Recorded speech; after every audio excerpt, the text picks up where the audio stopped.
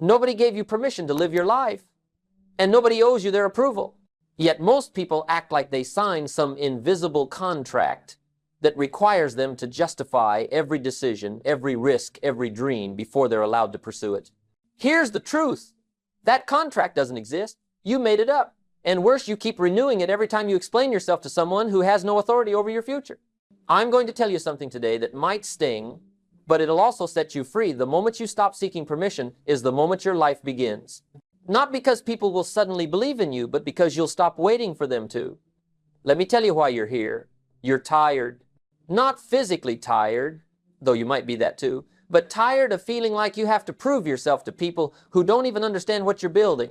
You're exhausted from conversations that go nowhere, from defending decisions that don't need defending, from watching people who do less talk more, while you, the one actually doing the work, feel stuck in endless justifications.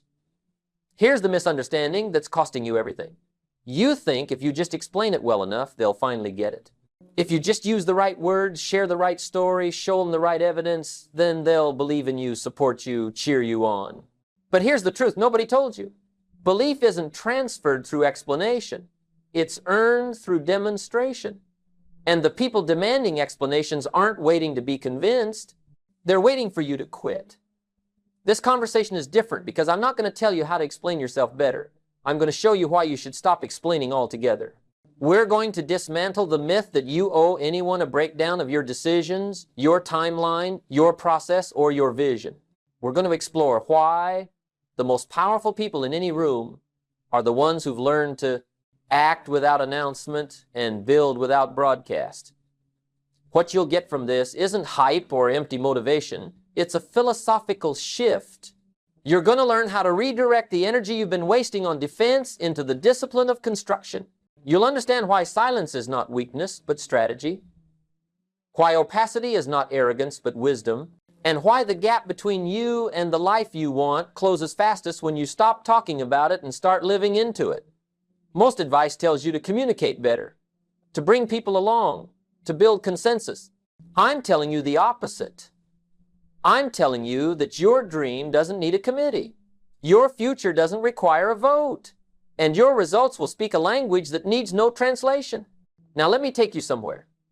Because before I give you the principles, I want you to feel the cost of what you've been doing and the freedom of what's possible when you stop.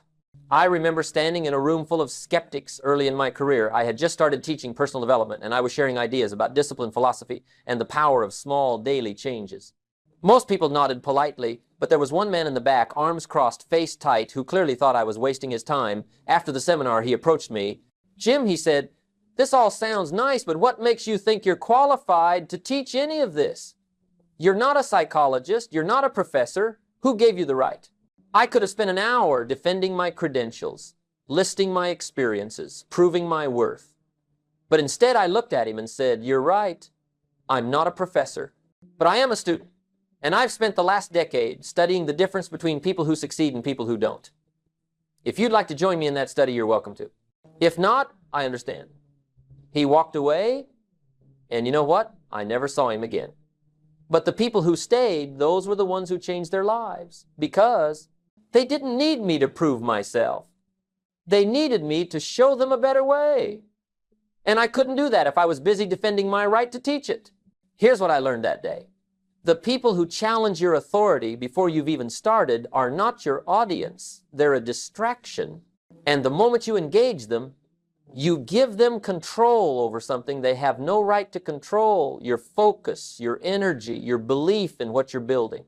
Now, I want to contrast that with another man I met years later, a millionaire who'd built a chain of businesses from nothing. I asked him once, "How did you deal with all the people who told you it wouldn't work?" And he smiled and said, "Jim, I didn't deal with them. I just stopped inviting them to the conversation." That's it. He didn't argue.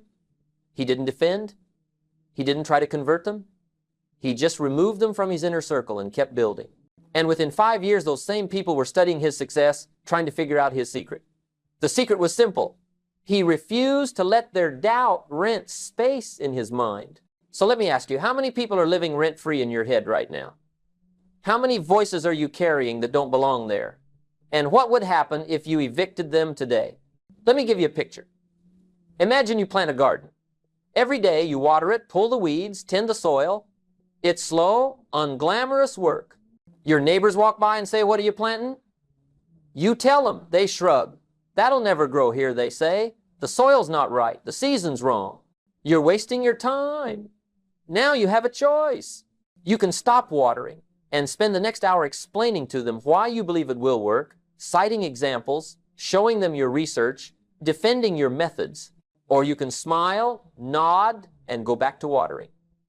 Most people choose the explanation.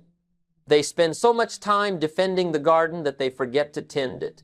And when the season ends and nothing grows, they blame the soil, the weather, the neighbors. But the truth is simpler. The garden didn't fail because it couldn't grow. It failed because the gardener spent more time talking than planting. Now imagine a different gardener. Same neighbors, same doubts, but this gardener doesn't engage. Every morning, he's out there watering, weeding, tending, no announcements, no updates, no explanations, just work. And one day the neighbors walk by and stop. Because where there was bare soil, there's now life. Tomatoes, beans, flowers. A garden that speaks for itself. They ask, "How did you do it?" And the gardener says, "I didn't stop to convince you it would work. I just kept working." That's the principle. Your life is the garden. Your habits are the watering. Your discipline is the weeding. And every conversation you have, trying to convince someone who isn't planting with you, is time stolen from the work that actually matters. Here's the paradox. The less you explain, the more undeniable your results become. Because explanations are cheap. Anyone can talk about what they're going to do. But results require silence, repetition, and an almost stubborn refusal to be distracted by voices that don't matter. I've watched this play out in 1,000 different ways. I've seen people with tremendous potential spend their entire lives in the explanation phase. They have the vision, they have the passion, they even have the plan. But they never get to the execution because they're too busy trying to get everyone else on board. And here's what they don't understand. The boat doesn't wait for everyone to agree that it's seaworthy. The boat leaves the dock when the captain decides it's time to sail. You see, there's something deeply human about wanting to be understood. We want people to see what we see, to feel what we feel, to believe what we believe. And there's nothing wrong with that desire. But when that desire becomes a prerequisite for action, it turns into a prison. You become dependent on external validation before you'll give yourself permission to move forward, and that's a dangerous place to live. I learned this lesson the hard way. When I was younger, I thought I needed everyone's approval before I could pursue my goals. I thought if I could just get my family to understand, my friends to support me, my colleagues to validate my ideas, then I'd be ready to go after what I really wanted. So I spent years explaining myself, years justifying my choices, years trying to paint a picture so clear that nobody could possibly doubt me. And you know what happened? Nothing. Absolutely nothing. Because the people I was trying to convince were never going to be convinced. Not because they were bad people, but because they weren't living my life. They weren't seeing through my eyes. They weren't carrying my dreams. And no amount of explanation was going to change that. The breakthrough came when I finally understood that I didn't need their permission. I didn't need their approval. I didn't even need their understanding.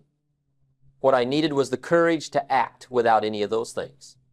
And the moment I gave myself permission to do that, everything changed. Not because people suddenly started believing in me, but because I stopped requiring them to. So I'll ask again, are you tending your garden, or are you still standing at the gate explaining to passers-by why you think something might grow? Now let's dig into the principles. Because once you understand why this works, you can't unsee it. And once you can't unsee it, you can't go back to the old way. Here's the first truth. Every time you explain yourself, you lose energy. Not just emotional energy, though that's part of it. I'm talking about the energy required to create, to focus, to build momentum. Explanations fragment your attention. They force you to step outside your own process and translate your vision into language that someone else might understand or might not. And in that translation, something is lost. The most successful people I've ever studied share this habit. They guard their energy like it's the most valuable resource they own. Because it is. You can always make more money. You can always find more time. But you can't manufacture more energy. Once it's spent, it's gone. And if you're spending it on justifying your decisions to people who aren't invested in your outcome, you're bankrupt before you even begin. Now, I'm not saying you should never explain anything. If someone is genuinely curious, genuinely seeking to understand, and genuinely willing to support your journey, then yes, share with them. But most of the time, that's not what's happening. Most of the time, people aren't asking because they want to help. They're asking because they're uncomfortable with your growth. And discomfort always disguises itself as concern. Think about it. When someone says, "Are you sure about this?" Or "What if it doesn't work?" Or "Why now?" They're rarely asking for information. They're expressing their own fear, their own doubt, their own discomfort with change. And if you're not careful, you'll absorb that fear and make it your own. You'll start questioning yourself, second-guessing your instincts, diluting your vision to make it more palatable to people who will never have to live with the consequences of your choices. That's the trap.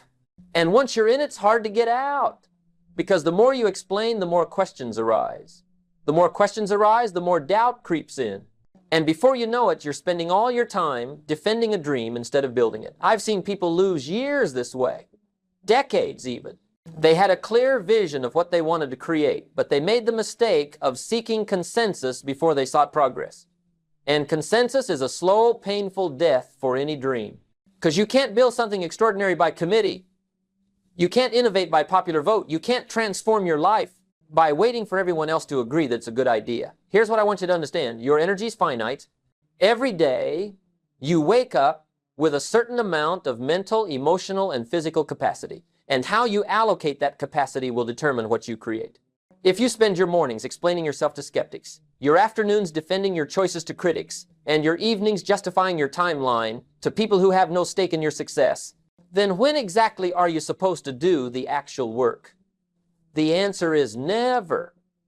And that's exactly what most people discover too late. They look back on their lives and realize they spent all their energy on the conversation about the work instead of the work itself. And by the time they figure that out, the dream has died. Not because it wasn't possible, but because it was never prioritized. So here's the practice. Start treating your energy like the precious, non-renewable resource it is.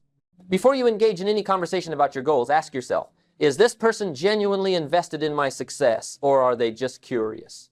Are they asking because they want to help, or because they want to question?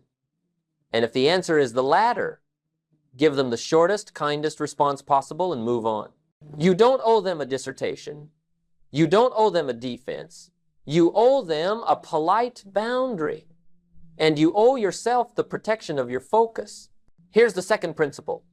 Results don't require context. Results speak a universal language. You don't need to explain why you succeeded. You don't need to justify the path you took. You don't need to defend the timeline, the sacrifices, the choices. Because once the result exists, the conversation ends. Think about it. No one asks a doctor with a thriving practice to justify why they went to medical school. No one asks a successful entrepreneur to explain why they took the risk. The result is the explanation. The success is the proof. The life you've built is the only credential you need. But before the result exists, people will ask you to explain everything. And if you're not careful, you'll spend years preparing answers for questions that don't matter. You'll waste your 20s defending your education, your 30s defending your career, your 40s defending your choices, and you'll arrive at 50 exhausted, unfulfilled, and wondering why your dreams never materialized. The reason is simple. You were explaining instead of executing. I want to share something with you that changed the way I think about this. Years ago, I met a man who had built a successful real estate portfolio. He owned dozens of properties, had passive income flowing in, and lived a life most people only dream about. But when he started, nobody believed in him. Nobody. His family thought he was crazy. His friends thought he was reckless. Even his wife was skeptical. He told me that in the beginning, he tried to explain his strategy to everyone. He'd show them the numbers, walk them through the projections, explain the market trends. But the more he explained, the more resistance he encountered. Everyone had a reason why it wouldn't work. The market's going to crash. Real estate's a bubble. You don't have enough capital. You're going to lose everything. Finally, he got tired of defending himself. So he made a decision. He stopped talking about it. He stopped sharing updates. He stopped seeking validation. He just went to work. Every week he looked at properties. Every month he made offers. Every year he closed deals. And he did it all in silence. 5 years later, the same people who told him it wouldn't work were asking him to teach them how he did it. And you know what he told them? He said, I didn't have time to convince you it would work. I was too busy making it work. That's the power of results. They silence every critic. They answer every question. They validate every risk. And they do it without you having to say a single word. But here's what most people miss. Results take time. And time is exactly what you lose when you spend it on explanations. Because every hour you spend defending your vision is an hour you didn't spend executing it. Every conversation you have trying to convince someone who doesn't believe is a conversation that delays your progress. And the longer you delay, the more doubt accumulates, both in you and in the people watching you. That's why silence is so powerful. It protects your timeline. It accelerates your progress. It allows you to fail privately, adjust quickly, and emerge publicly only when you have something worth showing. And by the time you do, the results speak so loudly that nobody remembers the doubts they had in the beginning. Now, some people misunderstand this principle. They think I'm saying you should be secretive, closed off, mysterious for the sake of being mysterious. That's not it at all. Silence isn't about hiding, it's about protecting. It's about creating a boundary between your vision and the noise of the world. When you work in silence, you work without distortion. You're not adjusting your plan based on someone else's doubt. You're not second-guessing your instincts because someone asked a question you couldn't answer. You're not diluting your focus to accommodate voices that don't understand where you're going. Silence gives you clarity. It gives you speed.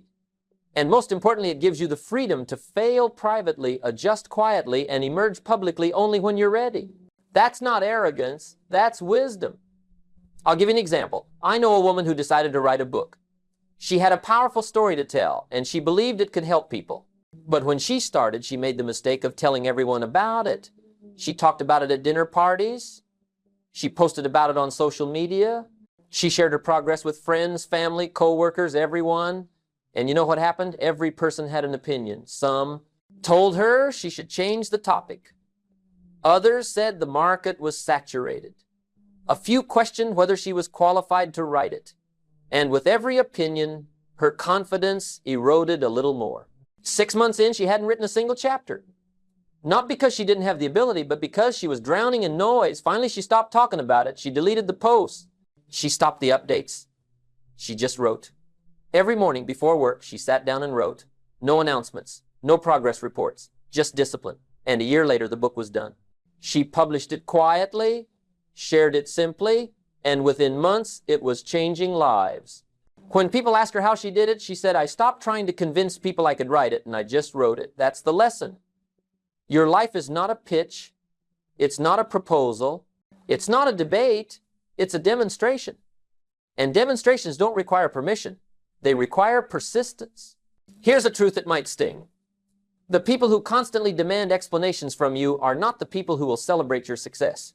They're the people who need you to stay where you are so they feel better about where they are. I've seen it 1,000 times. Someone starts a business, loses weight, changes careers, pursues a dream, and immediately the questions start. Why now? Are you sure? What if it doesn't work? And beneath every question is the same fear. If you change, what does that say about me? Your growth threatens their stagnation. Your discipline highlights their lack of it. Your courage makes their comfort uncomfortable. And rather than deal with that discomfort internally, they externalize it as concern, as questions, as doubt, disguised as care. So let me tell you something. You don't owe them comfort. You don't owe them reassurance. And you certainly don't owe them an explanation for choosing a bigger life. Now, I want to be clear about this because it's easy to misinterpret. I'm not saying that. Everyone who questions you is against you. I'm not saying you should cut off everyone who expresses concern. What I'm saying is this. Learn to distinguish between genuine concern and projected fear. Learn to recognize when someone is asking because they care about you and when they're asking because your growth makes them uncomfortable. Genuine concern sounds like this. I see you're passionate about this, and I want to support you. Help me understand how I can be there for you. That's love. That's care. That's someone who's willing to step into your vision even if they don't fully understand it yet.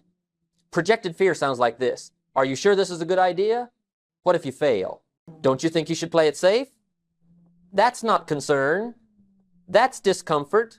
That's someone trying to manage their own anxiety by managing your choices. And here's the hard truth. Most of the questions you get will be the second kind, because most people are more comfortable with your potential than your progress.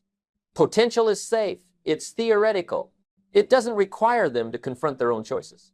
But progress is threatening, because progress means you're actually doing what they've only talked about. And that creates a mirror they don't want to look into. I remember when I first started teaching these principles, I lost friends. Not because I changed, but because my growth highlighted their stagnation. They didn't say that, of course. They said things like, you're different now, or you've changed, or I don't even know you anymore. But what they really meant was, I'm uncomfortable with who you're becoming because it reminds me of who I'm not. And that's painful. I'm not going to pretend it's not. Losing relationships because of growth is one of the loneliest experiences you can have. But here's what I learned. If someone can't celebrate your growth without feeling diminished by it, they were never really in your corner to begin with. They were just comfortable with your limitations. Real friends, real supporters, real people who genuinely care about you will cheer for your progress even when it makes them uncomfortable. They'll say, I don't understand what you're doing, but I believe in you. They'll ask questions not to discourage you, but to understand you. And most importantly, they'll give you space to grow without requiring you to justify every step. Those are your people. Everyone else is just noise. And noise, no matter how well-intentioned, will kill your dream if you let it. So here's the practice. Audit your relationships. Look at the people you spend the most time with and ask yourself, do they celebrate my wins or minimize them? Do they ask about my progress because they care or because they're skeptical? Do they lift me up or pull me down? And if the answer is the latter, it's time to create distance. Not because they're bad people, not because you're better than them, but because you can't afford the infection of doubt when you're trying to build something that requires belief. You just can't. Your dream is too fragile in the beginning, too vulnerable, too dependent on your internal conviction. And if you surround yourself with people who chip away at that conviction, you'll wake up one day and find that it's gone. Protect your belief like it's the most valuable thing you own, because it is. Everything you create starts there. And if you let other people's doubts become your own, you'll spend your whole life living someone else's version of what's possible instead of your own. Here's the final lesson of this section. If you want people to believe in you, don't tell them what you're going to do. Show them what you've done. Because belief isn't built on promises. It's built on proof. And proof doesn't come from words. It comes from work. I've met countless people who can talk a beautiful game. They have the vision, the vocabulary, the passion. But 5 years later, they're still talking. Same dream, same excuses, same explanations. And the reason is always the same. They spent more time communicating the vision than executing it. Now contrast that with the person who says little but does much. They don't announce their goals. They don't broadcast their progress. They just show up day after day doing the work. And one day, you look up and realize they've built something undeniable. That's demonstration. That's the power of letting your life do the talking.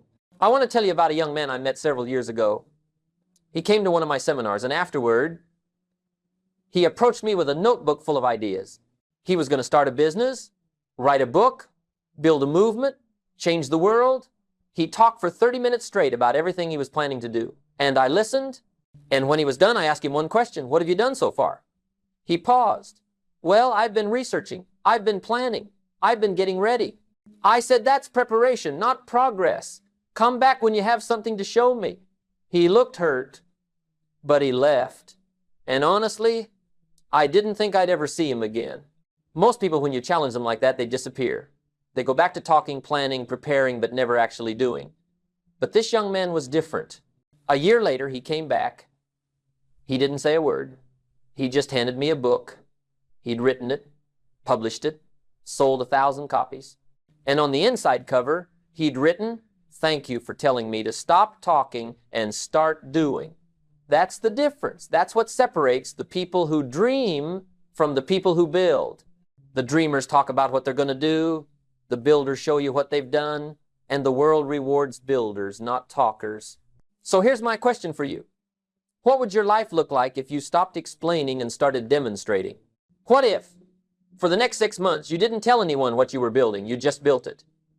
What if you redirected every ounce of energy you've been using to defend yourself into the discipline of showing up? Who would you become? I'll tell you who. You'd become someone with results. And results, my friend, don't need explanations. They speak for themselves.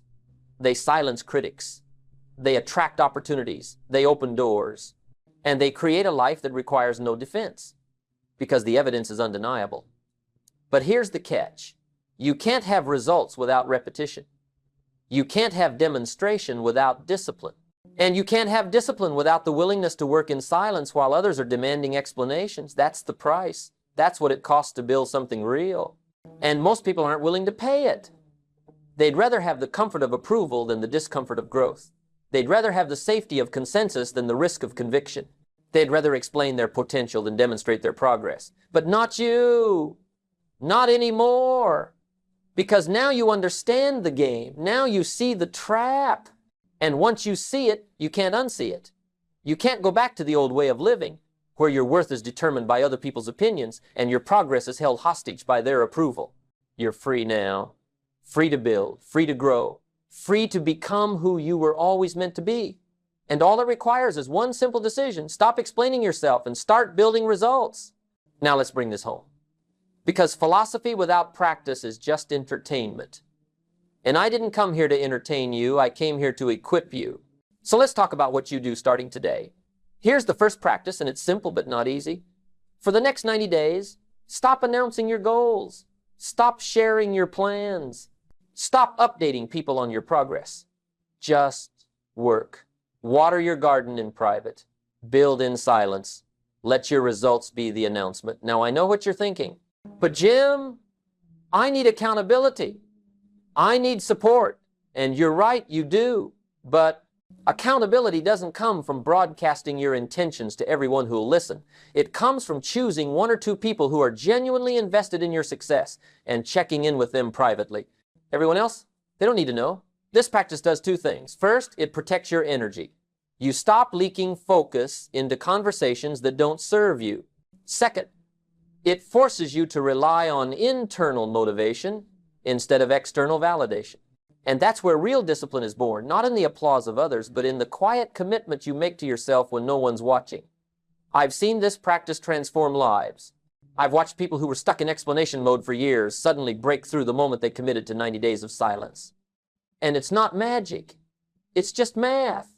When you redirect all the energy you've been wasting on defense into the discipline of construction, progress becomes inevitable. But here's the warning. It's going to feel uncomfortable at first. People will notice that you're not sharing like you used to. They'll ask questions. They'll wonder what you're up to. And some of them will be offended that you're not including them in your process. That discomfort is the price of growth. And it's a price worth paying. Because on the other side of that discomfort is freedom. The freedom to work at your own pace. The freedom to fail privately and adjust quietly. The freedom to build something real without the constant interference of people who have opinions but no investment. Second practice. When someone asks you to explain or justify your choices, practice the redirect. You don't owe them a dissertation. You owe them a polite boundary. Here's how it sounds. I appreciate your concern, but I'm focused on the work right now, not the conversation about the work. Or, I'm still figuring it out as I go. I'll share more when there's something to share. Or, my personal favorite, time will tell. These aren't dismissive. They're dignified. They honor the person's question without giving away your energy. And over time, people will stop asking, not because they don't care, but because they realize you're not available for that kind of dialogue, and that's exactly the boundary you need. I want to be clear about this because it's easy to feel guilty. You might think, I'm being rude, I'm shutting people out, I'm being secretive. But that's not what's happening. What's happening is that you're finally taking responsibility for your energy and your focus. You're finally setting boundaries that protect your dream. And if people interpret that as rudeness, that's their issue, not yours. The truth is, most people have no idea how much energy it takes to build something significant. They don't understand the focus required, the discipline demanded, the mental clarity needed, and because they don't understand it, they don't respect it. They think your time is available, your attention is free, and your energy is unlimited. And if you don't correct that assumption, they'll drain you dry. So the redirect isn't about being rude. It's about being intentional. It's about saying, I value this conversation, but I value my dream more. And if I give you my energy right now, I won't have it for the work that matters. That's not selfish, that's smart. Third practice. Start keeping a private journal of evidence. Every day, write down one thing you did that moved you closer to your goal. Not what you talked about, not what you planned, what you did. This serves two purposes. One, it trains your brain to value action over explanation. You start measuring your days not by how well you articulated your vision, but by how much progress you made toward it. Two, it creates a record of proof that you can return to when doubt creeps in, not proof for others, but proof for yourself. Because here's the truth. The person you need to convince most isn't the skeptic in your life. It's the skeptic in your mind. And the only way to silence that voice is with evidence, with repetition, with a trail of small victories that over time become undeniable. I keep a journal like this, have for years. And on the days when I'm tempted to doubt myself, when I'm tempted to believe the critics, when I'm tempted to think maybe I'm not cut out for this, I open that journal and I read. I read about the day I wrote, even though I didn't feel like it. The day I showed up, even though I was tired. The day I persisted, even though I was discouraged. And those entries remind me of something critical. I'm not who I was yesterday. I'm not who I was last week. I'm not who I was last year. I'm someone who's been showing up day after day, building something real, and that evidence silences every doubt. You need that too. You need a record of your progress that's just for you. Not for social media, not for your friends, not for your family, just for you. Because on the days when belief is hard, and it will be hard sometimes, you need something tangible to hold on to. You need proof that you're not standing still. And that journal becomes your proof. Fourth practice, audit your inner circle. Take an honest look at the people you spend the most time with and ask yourself, are they builders or critics? Are they planting with me, or are they standing at the gate telling me why it won't grow? And if they're critics, even well-meaning ones, it's time to create distance. Not because they're bad people, but because their doubt is contagious, and you can't afford the infection. Surround yourself with people who don't need explanations because they're too busy building their own gardens. Those are your people. Everyone else is just noise. This is one of the hardest practices, because it often means distancing yourself from people you care about, family members, old friends, people who've been in your life for years, and it feels like betrayal. It feels like you're abandoning them. But here's what you need to understand. You're not abandoning them. You're protecting yourself. And that's not only okay, it's necessary. I've had to do this in my own life. I've had to create distance from people I love because their doubt was louder than my belief. And it hurt. It still hurts sometimes. But here's what I know. Every person I've distanced myself from made room for someone who believed in me. Every relationship I let go of created space for a relationship that lifted me up. And over time, I built a circle of people who didn't need me to explain myself because they were too busy building their own lives. That's the circle you need. That's the community you deserve. And you won't find it by holding on to people who drain you. You find it by making space for people who energize you. So here's the moment. You can walk away from this and go back to the exhausting cycle of defending yourself, or you can make a decision right now to stop, to redirect that energy, to protect your focus, to build in silence and let your results roar. The choice as always is yours. But I'll tell you this, the life you want is on the other side of the explanations you stop giving. Let me bring this home. You've been taught that communication is the key to success. That if you just explain yourself well enough, people will understand, support, and cheer you on. And while there's truth in that for certain relationships, it's a lie when applied to your dreams, because your dreams don't need an audience, they need a builder. And you can't be both the architect and the tour guide at the same time. Here's what we've covered today. We talked about why explanations are energy leaks, why results don't require context, why silence is strategy, why the people demanding explanations aren't your people, and why demonstration will always beat communication. We walk through stories of skeptics who challenged my authority, millionaires who built in silence, gardens that grew without announcement, and young men who stopped talking and started doing. And then we moved into practice. The 90-Day Silence Challenge, the redirect response, the evidence journal, the inner circle audit. These aren't just ideas. They're tools. And if you use them, your life will change, not because the world will suddenly believe in you, but because you'll stop needing them to. I want to leave you with something that's been true in my life and will be true in yours. The moment you stop seeking permission is the moment you start creating momentum. The moment you stop defending your decisions is the moment you start making better ones. The moment you stop explaining your vision is the moment you start building it. And the moment you let your results do the talking is the moment people start listening. You don't need permission. You don't need approval. You don't need applause. You need discipline, repetition, and the courage to build something that speaks louder than words ever could. Stop explaining yourself. Start building results. And let the life you create be the only answer you ever need to give. If this resonated with you, if you felt something shift, if you're ready to stop defending and start demonstrating, leave a comment below and tell me, what's the one thing you're going to stop explaining and start building? I read every one, and I want to hear from you. And if you found value here, do me a favor. Like this video, subscribe to the channel, and share it with someone who needs to hear this message. Not because I need the numbers, but because there's someone in your life right now who's wasting their energy on the wrong conversation. And this might be the thing that sets them free. Now go. Build something undeniable. And remember, your results don't need a translator. They just need a builder. I'll see you in the next one.